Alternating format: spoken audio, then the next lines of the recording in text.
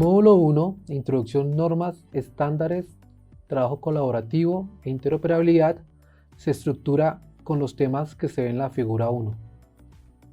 Dentro de estos temas vamos a abordar el que tiene que ver con el EIR, que son los requerimientos del cliente. ¿Sí?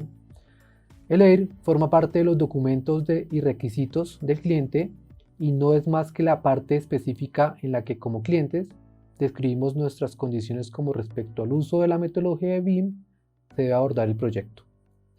El EIR se estructura en tres componentes: técnico, administrativo, comercial. En el componente técnico se plantean los objetivos del proyecto, objetivos BIM en el proyecto, usos y alcances BIM, LOT y LOI para cada especialidad y componente, y las plataformas colaborativas, software de modelado y coordinación. A nivel administrativo se habla de los estándares y normativas, roles y responsabilidades, segregación de información, plan de entrega y plan de calidad. A nivel comercial, entendemos que el EIR define la plataforma de entrega de información y los formatos de entrega. Esta figura nos muestra la estructura general desde los requisitos del cliente, el pre-BEP, el BEP y todo lo que compone el plan de ejecución o el BIM Execution Plan. Hablamos entonces de entornos de trabajo común, usos BIM que se esperan, sistemas de calidad, equipo y conocimientos del mismo, software y formatos. Es importante entender que los requerimientos del cliente deben ser caracterizados para que el fin último y el alcance de la implementación de BIM sea eficiente y esté acorde a las expectativas del cliente. De no hacerse este proceso, se incurre en el riesgo de cumplir a insatisfacción. Ahí vuelvo a repetir, ¿listo? Voy a hablar de esta diapositiva. Vale, profe. Retomamos en 3, 2, 1. Esta figura muestra la estructuración general desde los requisitos del cliente, pasando por el pre-BEP y el BEP. Los requisitos del cliente son necesarios e indispensables para que el BEP tenga un alcance eficiente, ya que dentro del BEP podemos encontrar los requisitos para el entorno de trabajo común, usos BIM que se esperan, sistemas de calidad, equipos y conocimiento del mismo, software y formatos. Lo que ven en pantalla es la plantilla ejemplo para la estructuración del EIR. Aquí se define a nivel técnico, administrativo y comercial los ítems mencionados anteriormente. Y como ejemplo, la forma como se deberían diligenciar. Abordamos temas como objetivos del proyecto, con un ejemplo que sería la actualización normativa para arquitectura, estructura e instalaciones, objetivos de BIM en el proyecto, garantizar mayor precisión en el costo y tiempo de ejecución, usos y alcances BIM. Para arquitectura, por ejemplo, se requieren los usos 1, 2, 3 hasta el 24, LOT y LOI para cada especialidad y componente. Para arquitectura, por ejemplo, los muros, cubiertas y losas que cumplan con un LOT 100 350 y un LOI ABC. Y se definen las plataformas colaborativas de software, modelado y coordinación. ¿Listo? Voy a repetir esta porque ahí me trabé. Vale, profe. Retoma en 3, 2, 1. Lo que ven en pantalla es el formato y la plantilla para estructurar el EIR. Esta plantilla se compone de un nivel técnico, administrativo y comercial. Aquí se citan algunos ejemplos de cómo se debería diligenciar esta plantilla. Por ejemplo, el objetivo del proyecto. Se debe definir muy bien cuál es el alcance del proyecto para que BIM apoye ese alcance.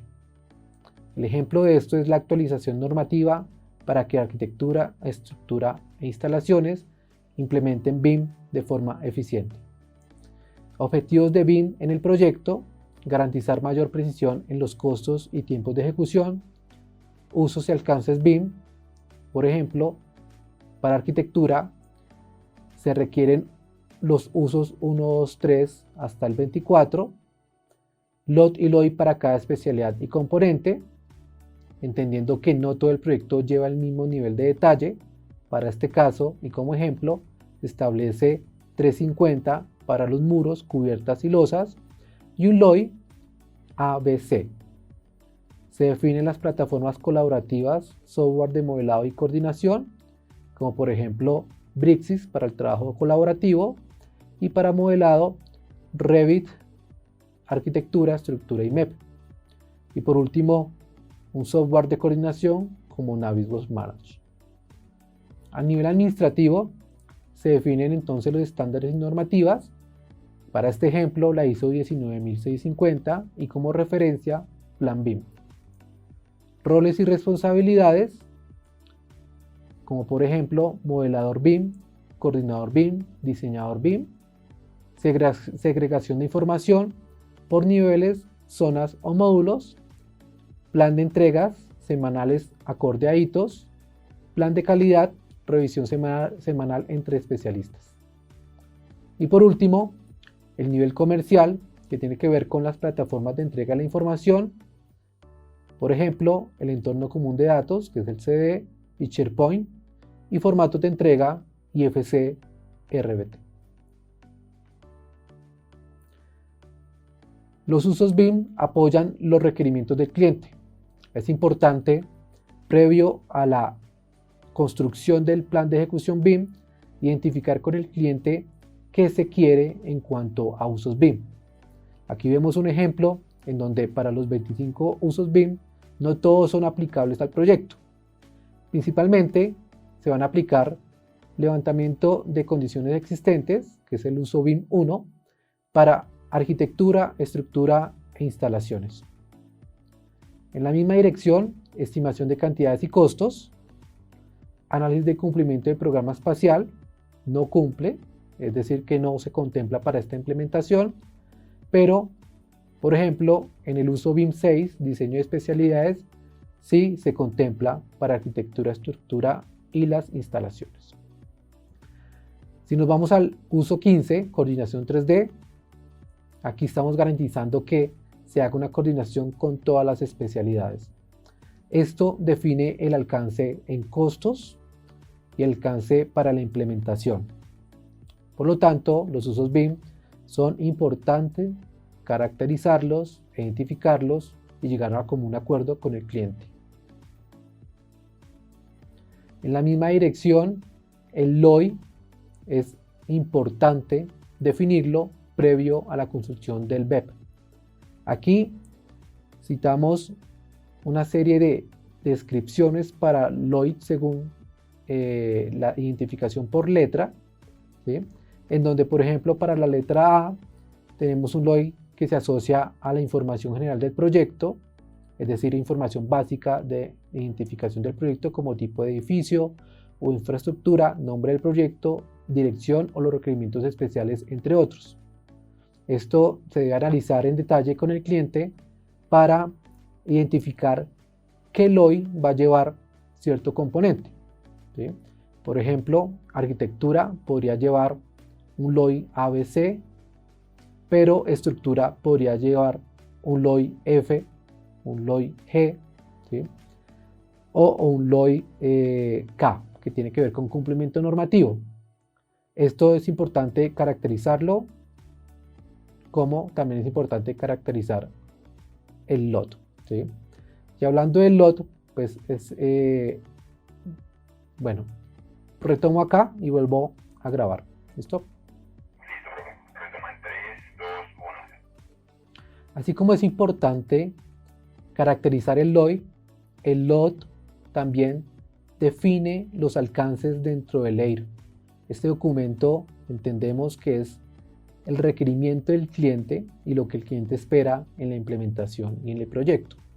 Aquí podemos ver la definición de cada uno de los LOT desde el 100 al 500, y esto nos da la posibilidad de definir para cada componente, puede ser para una puerta, puede ser para un muro o puede ser para una zona o un recinto, el nivel de detalle geométrico al cual se quiere llegar. Reitero, es importante definir esto con el cliente previo a la elaboración del plan de ejecución BIM. Aquí vemos unos ejemplos de LOT en donde para un elemento estructural, ¿cierto?, podemos manejar un LOT de 100 a 400 y de redes de 200 a 500. Habrá que caracterizar, por ejemplo, para redes de HVAC, qué LOT se espera y para estructura, qué LOT se espera.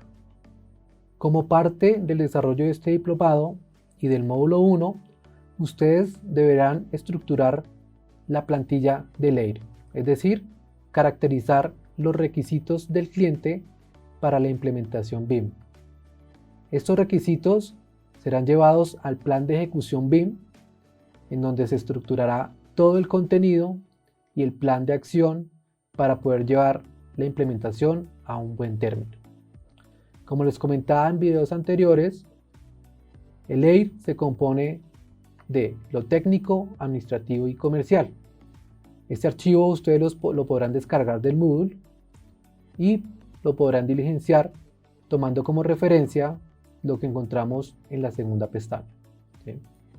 Aquí podemos ver unos ejemplos en cuanto a alcances para objetos de proyecto, objetivos BIM del proyecto, alcances y usos, LOT y LOI, plataformas colaborativas, programas de modelado y coordinación, a nivel administrativo estándares y normativas, roles y responsabilidades, segregación de información, plan de entregas y plan de calidad. Finalizando con el componente comercial que tiene que ver con plataformas de entrega de la información y formatos de entrega. Para esto pueden acudir a la pestaña de usos BIM y llevar esta información al formato, al apartado de usos y alcances. Por ejemplo, pueden ir a la pestaña LOI y definir qué LOI es el que corresponde para el proyecto y para la implementación. En la misma dirección pueden consultar esta tabla que tiene que ver con los atributos del LOI. Anteriormente hablamos que aquí definimos qué tipo de información, pero aquí podemos especificar para muros, por ejemplo, qué información debe llevar. Entonces yo puedo definir que para muros debería tener nombre del proyecto, código del proyecto, ubicación. Para escaleras, la misma información, pero adicionando responsable. ¿Sí? Esto nos da la puerta a la parametrización de los componentes o familias. Recuerden que BIM no es solamente un desarrollo geométrico. En BIM lo más importante es la I de information, es decir, la información que tiene cada uno de los componentes.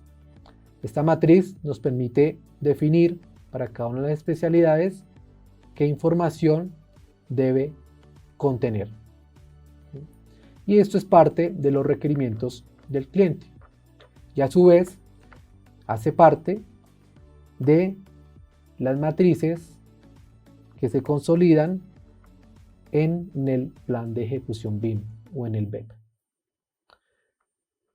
Con esto cierro esta presentación de la consolidación de plantillas para la estructuración del EIR, que son los requerimientos del cliente. Insumo principal para la construcción del plan de ejecución BIM. Muchas gracias.